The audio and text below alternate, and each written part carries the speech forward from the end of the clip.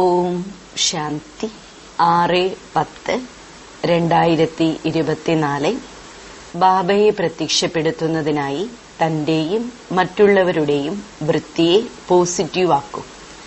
ഇന്ന് വിശ്വമംഗളകാരിയായ ബാബ്ദാദ തന്റെ നാനാഭാഗത്തുമുള്ള കുട്ടികളെ കണ്ട് സന്തോഷിച്ചുകൊണ്ടിരിക്കുകയാണ്.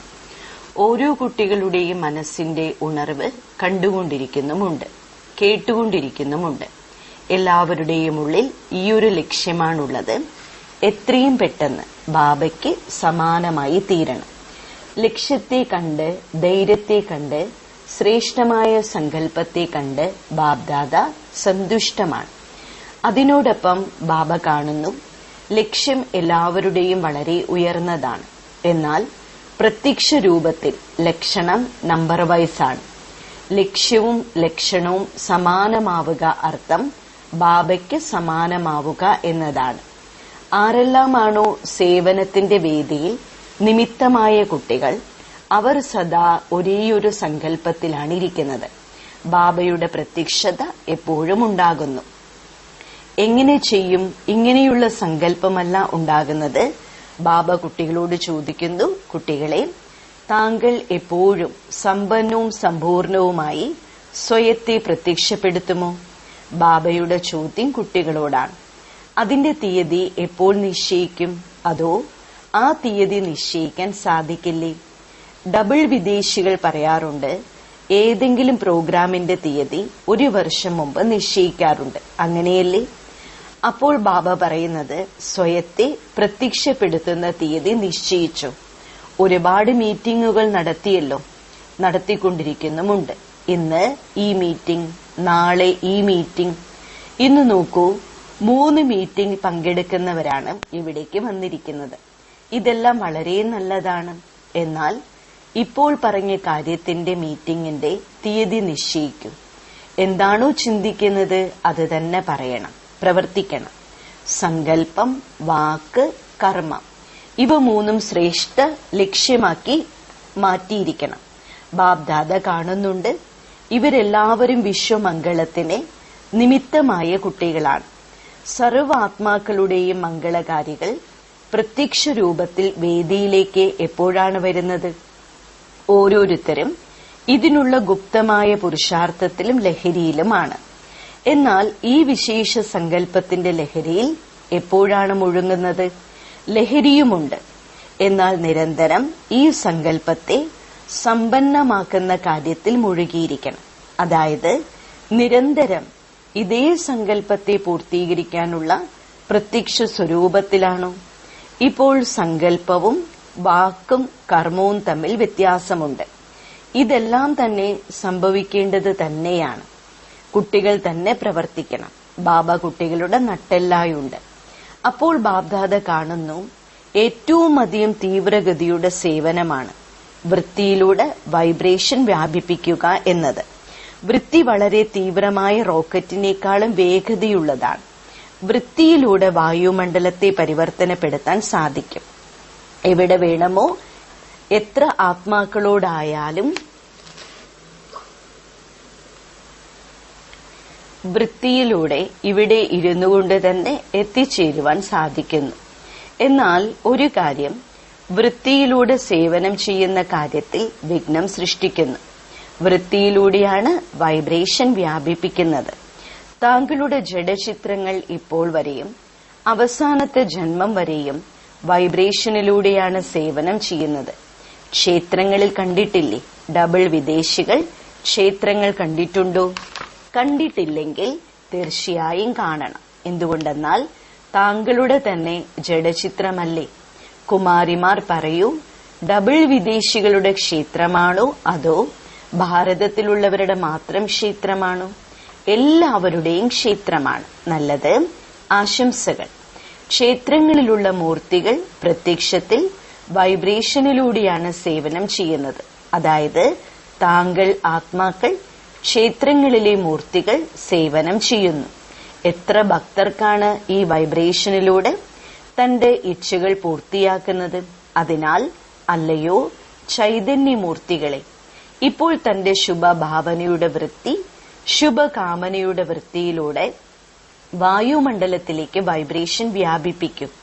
പക്ഷി പക്ഷി എന്ന് പറയരുത്, നല്ലതായി തോന്നുന്നില്ലേ? എന്നാലും പറയേണ്ടി വരികയാണ്. പാണ്ഡവരോട് ചോദിക്കട്ടെ, പക്ഷേ എന്ന വാക്ക് നല്ലതായി തോന്നുന്നുണ്ടോ? തോന്നുന്നില്ലല്ലോ. പക്ഷേ പക്ഷി എന്നാണോ അതോ അതില്ലാതായോ? ഇതിനായുള്ള സഹജവിധിയാണ് ആദ്യം ഓരോരുത്തരും അവരവരുടെ ഉള്ളിൽ പരിശോധിക്കും. 1 സെക്കൻഡിൽ പരിശോധിക്കുവാൻ സാധിക്കുമോ? ഇപ്പോൾ തന്നെ ചെയ്യൂ. സെക്കൻഡ് നൽകട്ടെ, അതോ പറയാൻ തന്നെ സെക്കൻഡ് വേണമോ? ഇപ്പോൾ അവനവന്റെ ഉള്ളിൽ പരിശോധിക്കും.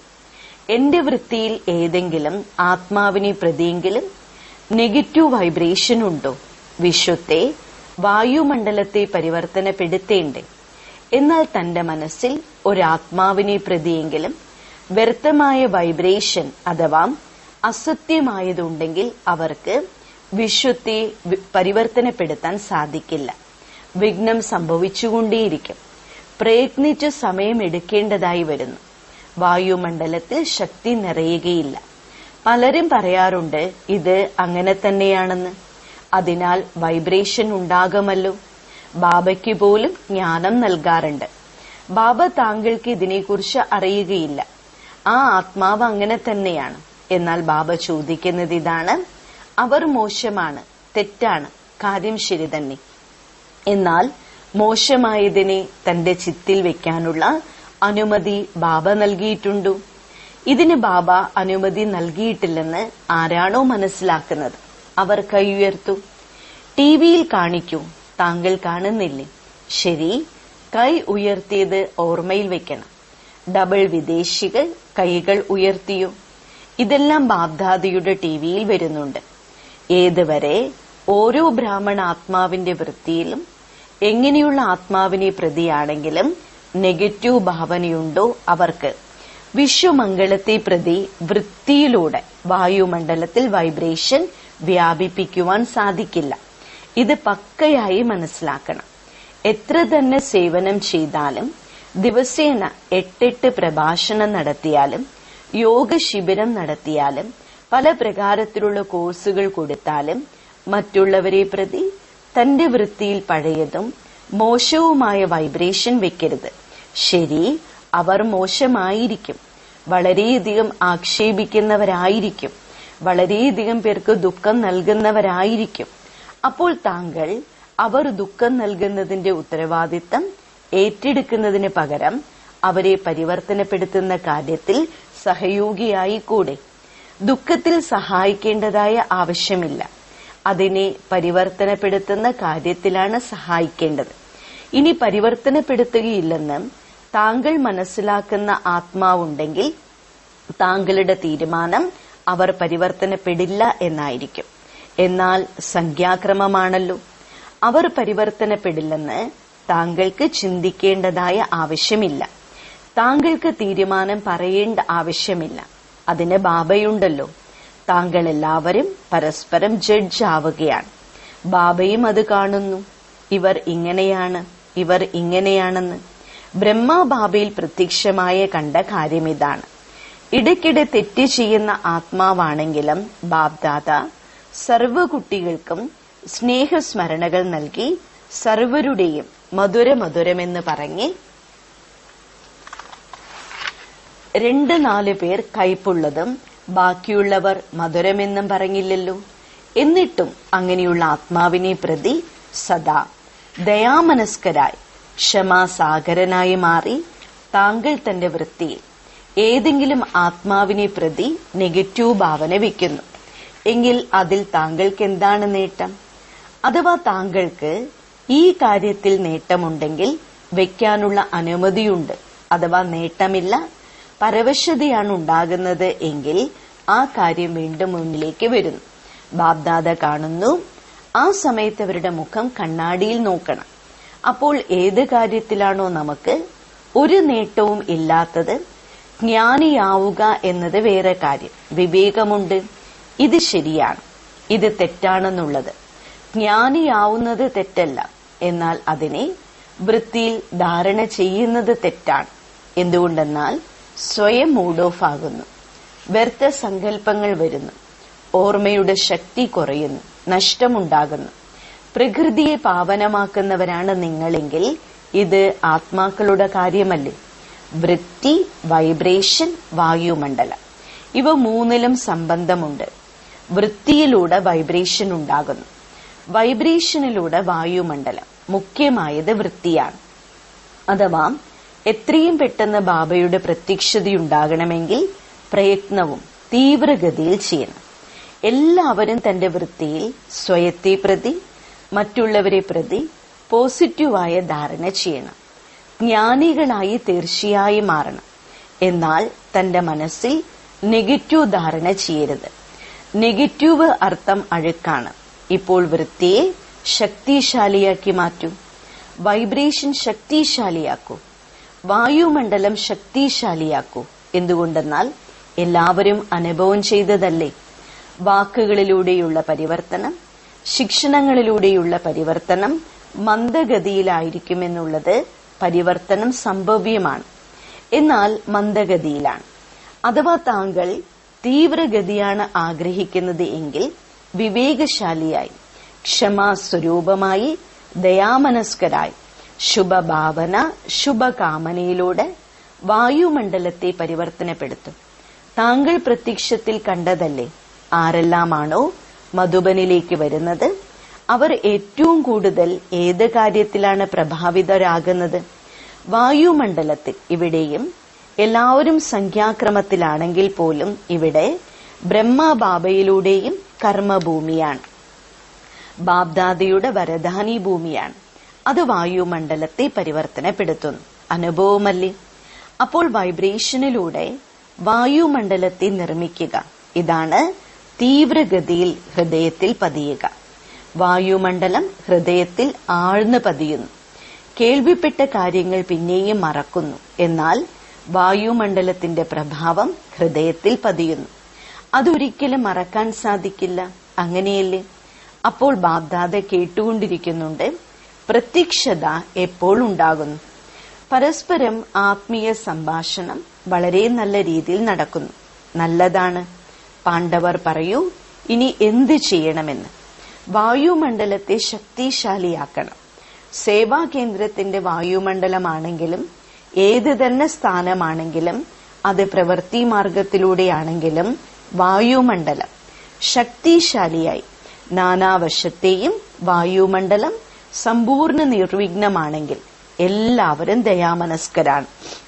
ശുഭഭാവന, ശുഭകാമന സമ്പന്നരാണെങ്കിൽ പ്രത്യക്ഷതയ്ക്കായി ഒട്ടും വൈകുകയില്ല. ഇപ്പോൾ ബാബ്ദാദ നൽകിയ തീയതി ബാബ്ദാദയ്ക്ക് ഓർമ്മയുണ്ട്. കണക്ക് ചോദിക്കുമല്ലോ. ഓരോരുത്തരും തന്റെ കണക്ക് വയ്ക്കുമല്ലോ. അപ്പോൾ കണക്കെടുക്കുമ്പോൾ ബാബ്ദാദ പരിശോധിക്കുന്നത് ഇതാണ്: വൃത്തിയിൽ, ദൃഷ്ടിയിൽ, വാക്കിൽ ദയാമനസ്കത, ശുഭഭാവന, ശുഭകാമന സമ്പന്ന ആത്മാവായി എത്രത്തോളമായി കഴിഞ്ഞു? ഇനിയും 15 ദിവസമുണ്ടല്ലോ. കൂടുതലാണ്. ശരി, ആരെല്ലാമാണോ ചെയ്യാത്തത് അവർ 15 ദിവസം കൊണ്ട് ചെയ്താലും പാസ്സാകുന്നതാണ്. കഴിഞ്ഞുപോയതിനെ ബിന്ദു വയ്ക്കൂ. ദയയുടെ സിന്ധു ആയിത്തീരും. ക്ഷമയുടെ സിന്ധു ആയിത്തീരും. എല്ലാവരും കേട്ടല്ലോ. ശരി, 3 മിനിറ്റിൽ പങ്കെടുക്കുന്നതിനായി എത്തിയിട്ടുണ്ടല്ലോ. അപ്പോൾ സ്പാർക്ക് വിങ്ങിൽ വന്നവർ കൈ ഉയർത്തും. വളരെയധികം നല്ലത്. ഇപ്പോൾ ഈ വിഷയത്തിനുമേൽ ഗവേഷണം നടത്തൂ. എങ്ങനെ വായുമണ്ഡലത്തെ ശ്രേഷ്ഠത്തിലും ശ്രേഷ്ഠമാക്കുവാൻ സാധിക്കും? ഗവേഷണം നടത്തുന്നില്ലേ? ഇങ്ങനെയൊരു വായുമണ്ഡലം ഉണ്ടാക്കുന്നതിന് വേണ്ടി എന്തെല്ലാം ബുദ്ധിയിൽ വെക്കണം, എന്തെല്ലാം കർമ്മങ്ങൾ ചെയ്യണം, എങ്ങനെ സംബന്ധ സമ്പർക്കത്തിലേക്ക് വരണം. നല്ലതാണ്. എല്ലാവരും സ്വയത്തെ ബിസിയാക്കി വെക്കുന്നുണ്ടല്ലോ. നല്ല കാര്യമാണ്. എന്നാൽ ബാബ്ദാദ ആ ഒരു അനുഭവം പ്രത്യക്ഷത്തിൽ കാണാൻ ആഗ്രഹിക്കുന്നു. എങ്ങനെ ജീവിതത്തിൽ പ്രത്യക്ഷത്തിൽ കാണിക്കുന്നു? അതിന്റെ റിസൾട്ട് എന്താണ്? അഥവാ ഇടയ്ക്ക് എന്തെങ്കിലും തടസ്സങ്ങൾ നേരിട്ടുവെങ്കിൽ എന്തെല്ലാം നേരിടേണ്ടതായി വന്നു?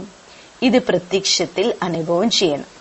അല്ലാതെ പോയിന്റ്സിലൂടെ ഇത് ചെയ്യണം, ഇത് ചെയ്യണം എന്ന് മാത്രം എഴുതിയിട്ടു കാര്യമില്ല. അനുഭവം ചെയ്ത് മാതൃകയായി കാണിക്കും. എന്നാൽ ഈ ഉദാഹരണം എല്ലാവർക്കും സഹയോഗം നൽകുന്നു. ശരിയല്ലേ? ഇവർ നിമിത്തമല്ലേ നല്ലത്? ഇനിയും 15 ദിവസമുണ്ടല്ലോ, അവസാനമായിട്ടില്ല. ഒരുപാട് കഴിഞ്ഞു, എന്നാൽ കുറച്ച് അവശേഷിക്കുന്നു.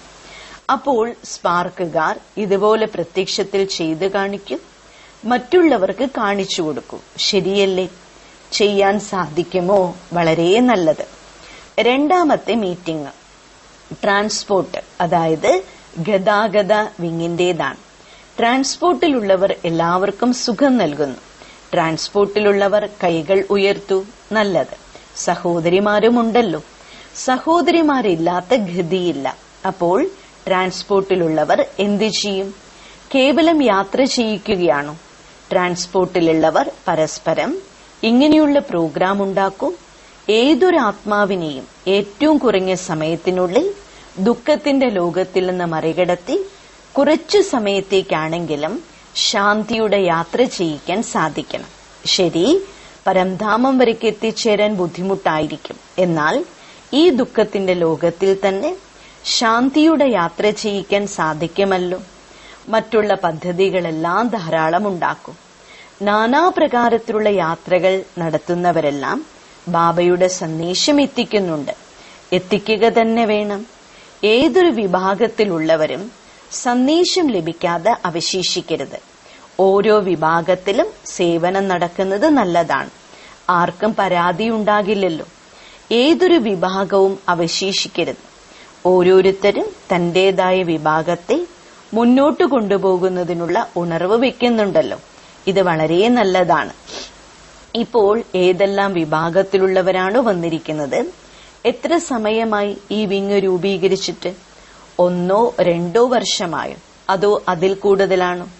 അപ്പോൾ ഈ വിഭാഗത്തിന്റെ സേവനം തുടങ്ങിയിട്ട് 10 12 വർഷങ്ങളായോ? വളരെ നല്ലത്. ഒരുപാട് സമയമായല്ലോ. ഈ വിഭാഗത്തിലുള്ളവരെ പ്രതി ബാബ്ദാദയ്ക്ക് ഒരു സങ്കല്പമുണ്ട്. ബാബ്ദാദ 2-3 തവണ പറഞ്ഞിരുന്നു, എന്നാൽ അത് സംഭവിച്ചില്ല. ഓരോ വിങ്ങിലുള്ളവരും ആരാണെങ്കിലും എത്ര സമയം സേവനം ചെയ്തുവോ ഓരോ വിങ്ങിലെയും വിശേഷ സേവാധാരികൾ. അവർ സഹയോഗികളാകാം, പകുതി യോഗികളാകാം, ഇടയ്ക്കിടെ വരുന്നവരാകാം, നിരന്തരം വരുന്നവരാകില്ല. അങ്ങനെ ഓരോ വിങ്ങിലുള്ളവരും കുറഞ്ഞത് 5 പേരെങ്കിലും മുന്നോട്ട് വരണം. മധുബനിലേക്ക് 10 12 പേരാണെങ്കിലും കുറഞ്ഞത് 5 പക്ക സഹയോഗികളെ മുന്നിലേക്ക് കൊണ്ടുവരും. നല്ല സഹയോഗികൾ സേവനത്തിന് നിമിത്തമായ 5 പേരെ കൊണ്ടുവരാൻ സാധിക്കുമോ ഇല്ലയോ? കൊണ്ടുവരാൻ സാധിക്കുമെങ്കിൽ കൊണ്ടുവരും. എപ്പോൾ കൊണ്ടുവരണം? അത് ദാദിമാർ പറയും. ബാബ്ദാദയുടെ പ്രോഗ്രാം നടക്കുമ്പോൾ കൊണ്ടുവരും. അവർ ബാബ്ദാദയുമായി മിലനം നടത്തുവാൻ യോഗ്യരും കൂടിയായിരിക്കണം. 5 പേരെ എന്തായാലും കൊണ്ടുവരാൻ സാധിക്കുമല്ലോ. ഇത് കൂടുതലൊന്നുമില്ല, കേവലം 5 പേർ. പിന്നീട് അവരെ ദാദിമാർ പാസ്സാക്കും. എഞ്ചിനീയർമാരുടെ ജോലി തന്നെ പ്ലാനുകൾ ഉണ്ടാക്കുക എന്നതാണല്ലോ. അപ്പോൾ തീവ്ര പുരുഷാർത്ഥത്തിനുള്ള എന്തെങ്കിലും പ്ലാനുകൾ ഉണ്ടാക്കിയോ? അതോ കേവലം സേവനത്തിന്റെ മാത്രമാണോ? എഞ്ചിനീയർമാർക്ക് ഓരോ മാസവും തീവ്ര പുരുഷാർത്ഥത്തിനുള്ള പുതിയ പുതിയ പദ്ധതികൾ തയ്യാറാക്കണം. നിങ്ങൾ അഭിപ്രായങ്ങൾ നൽകൂ, ബാക്കി ദാദിമാർ തീരുമാനിക്കും. ദാദിമാർ താങ്കളുടെ കൂട്ടുകാരാണ്.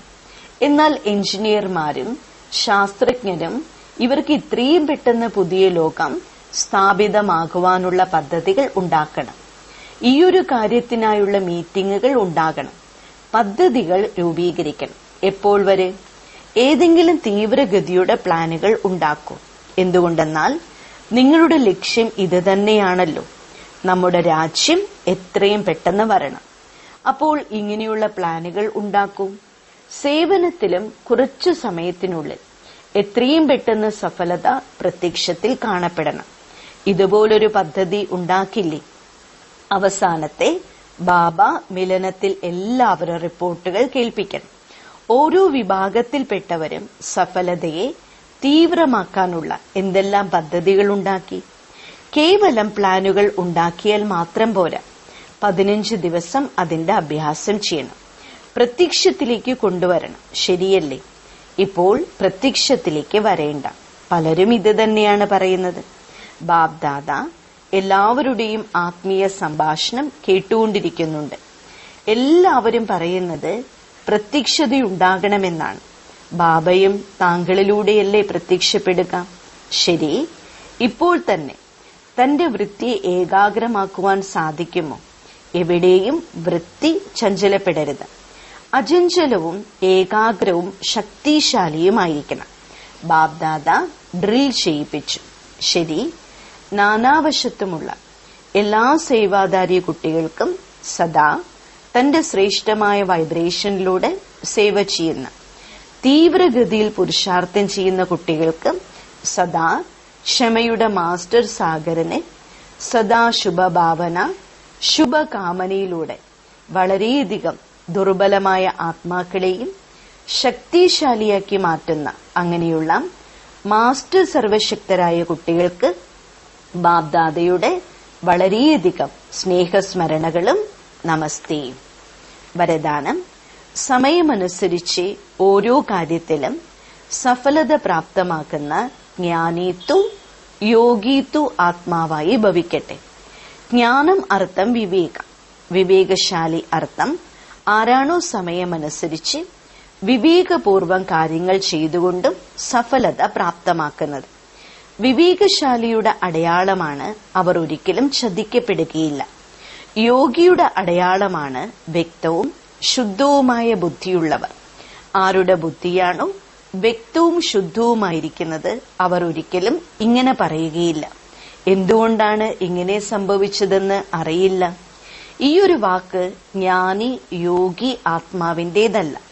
അവർ ജ്ഞാനത്തെയും യോഗത്തെയും ഓരോ കർമ്മത്തിലും കൊണ്ടുവരുന്നു. സ്ലോഗൻ: ആരാണോ തന്റെ ആദി സ്വഭാവ സംസ്കാരത്തെ സ്മൃതിയിൽ വെക്കുന്നത് അവർക്ക് മാത്രമേ അചഞ്ചലരും ദൃഢതയുള്ളവരുമാകാൻ സാധിക്കൂ. ഓം ശാന്തി.